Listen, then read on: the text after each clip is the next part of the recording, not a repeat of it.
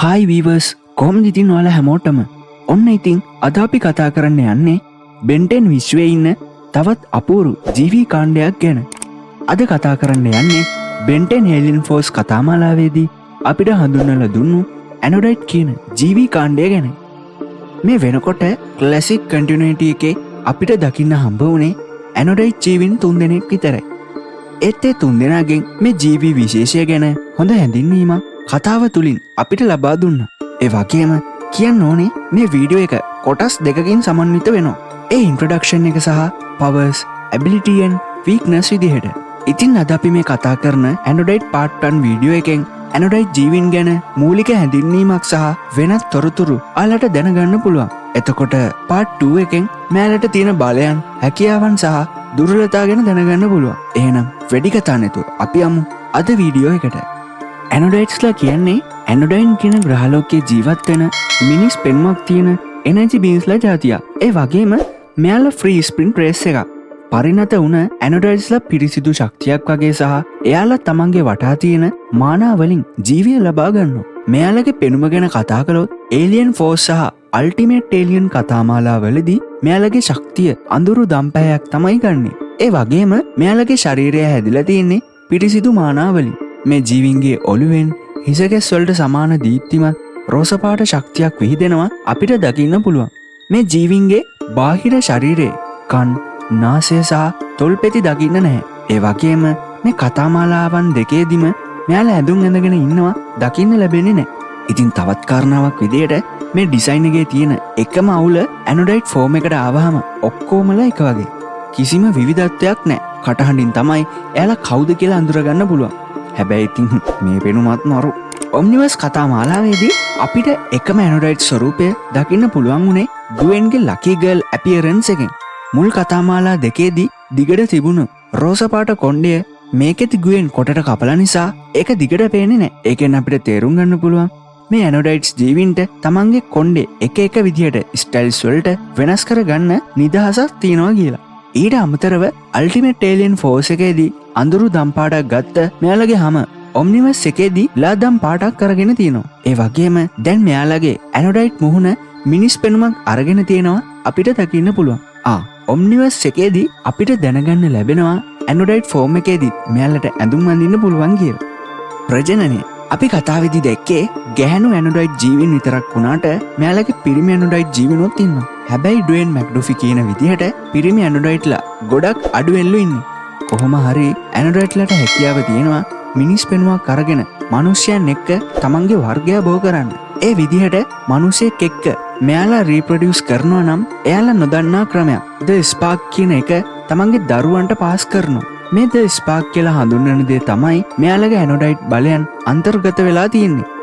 සමහර වෙලාවට මේ ඇනොඩයිට් එක පරම්පරාවකට ලැබෙන්නේ නැතුව තිබිලා පස්සේ එන පරම්පරාවල ජනිතයන්ට ලැබෙන අවස්ථා තියෙනවා. උදාහරණයක් විදිහට මේ ස්පාක් එක බෙන්ගේ සහ ගුවෙන්ගේ තාත්තලා වුණ කාල්ට සහ ෆ්‍රැන්ක්ට ලැබිලා නැහැ. ඒත් ඒ ස්පාක් එක ගුවෙන්ටයි සනීටයි ලැබිලා තියෙනවා. මං මෙතනදි කියන්න ඕනේ බෙන් කියන්නේ මේ විදිහට අර ස්පාක් එක ලැබුණ නැති කෙනෙක්. ඔව්, එයත් ඇනොඩයිට් කොටසක්. ඒ ජීව විද්‍යාත්මකව එයා මිනිස්සෙක් විදියටයි සලකන්නේ. හරියට එයාගේ තාත්තයි මාමයි වගේ. මේ දේවල් වලින් මට හිතෙන්නේ මිනිස්සු හැරෙන්න අනිත් ජීවීන් එක්කත් මේ විදිහටම මෙයාලට වර්ගය බෝ කරන්න හැකියාව තියෙනවා කියලා.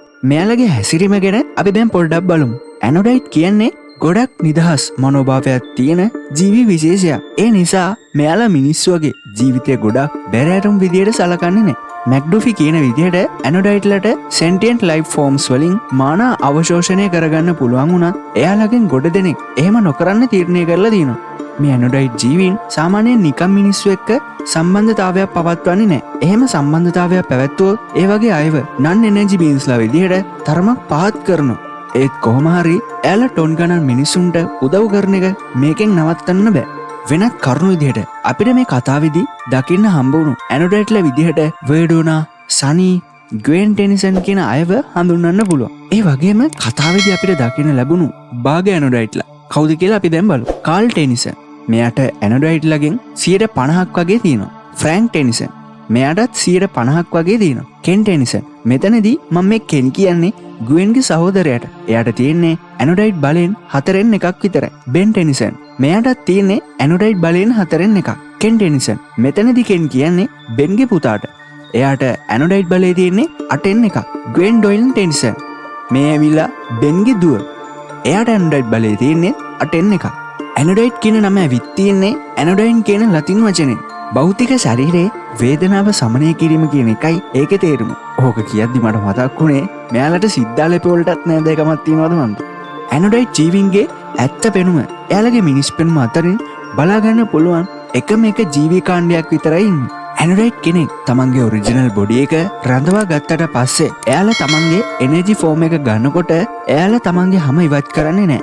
ඒ වෙනුවට එයාලා කරන්නේ ඇනොඩයිට් සෙල්ෆ් එක මාරු වෙන එක විතරයි. උදාහරණයක් විදියට ග්වෙන් ඇනොඩයිට් කෙනෙක් වෙනකොට එයාගේ ඔරිජිනල් බොඩි එකේ හැම අයින් කරන්නේ නැතුව ඇනොඩයිට් සෙල්ෆ් එකට ෂිෆ්ට් වෙනවා වගේ. ඇනොඩයිට් කෙනෙක් ඔම්නිට්‍රික්ස් එක හෝ අල්ටිමැට්‍රික්ස් එක භාවිතා කරොත් එයාලගේ මානා පවර්ස් ඒවවල ඉන්න ජීවින්ටත් ලැබෙනවා. ඒක නම් ඉතින් සුපිරියක් තමයි.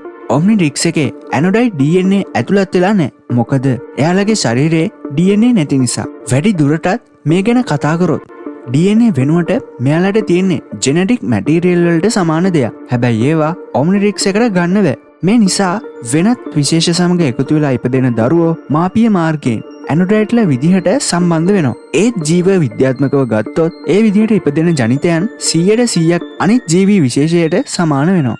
මේක මන් තවදුරටත් පැහැදිලි කරොත් ඇනොඩයිට් කෙනෙකුයි මිනිසෙකුයි දරුවෙක් හැදුවොත් ඒ ළමයා ඇනොඩයිට් කෙනෙක් වෙන්නේ එයාගේ අම්මා හෝ තාත්තගේ මාර්ගයෙන්. ඒත් සාමාන්‍ය විදිහට අනිත් ඒ ළමයා හඳුන්වන්නේ මිනිහෙක් විදිහට. මොකද ඇනොඩයිට්ලට DNA නැති නිසා. මෙයාලට බලයන් හම්බ වෙන්නේ අර මං උඩ කිව්ව ස්පාක් එකකින්. ඒ වගේම ෆොරෙවර් නයිට්ස්ලාගේ DNA ස්කෑනර් වගේ DNA පදනම් වුණු උපකරණ වල බලපෑම ඇනොඩයිට්ස්ලා ඉදිරියේ අකාර්යක්ෂම වෙනවා. මම උඩදී කිව්වනේ මේ ඇනොඩයිට්ලාගේ පිරිමි ජීවීන් ඉන්නේ ටික දෙනයි කියලා. මේ හේතුව නිසා තමයි වර්ඩෝනා හැම වෙලේම බලාපොරොත්තුනේ එයාගේ පුතාලට හෝ මුණුබුරාලට එයාගේ ඇනොඩයිට් පවර්ස් ලැබිලා ඇති කියලා. ඔන්න ඔය කරුණු තමයි අද මේ ඇනොඩයිට් ජීවීන්ගේ හැඳින්වීම කොටසෙන් ඔයාලට කියන්න තියෙන්නේ. ඔයාලා දෙයක් දැනගන්න ඇති කියලා මං හිතනවා. වීඩියෝ එක හොඳයි නම් ලයික් කරලා සබ්ස්ක්‍රයිබ් කරලා ඔයාලගේ Ben 10 වීඩියෝස් බලන්න කැමති යාළුවෝ අතරේ මේ වීඩියෝ එක ෂෙයා කරන්න කියලා මතක් කරනවා. ඉතින් මේ වගේම ඇනොඩයිට් part 2 කොටසින් අපි ඉක්මනින් නැවත හමු වෙමු. එහෙනම් අදට ගිහින් එන්නම්. ජය වේවා.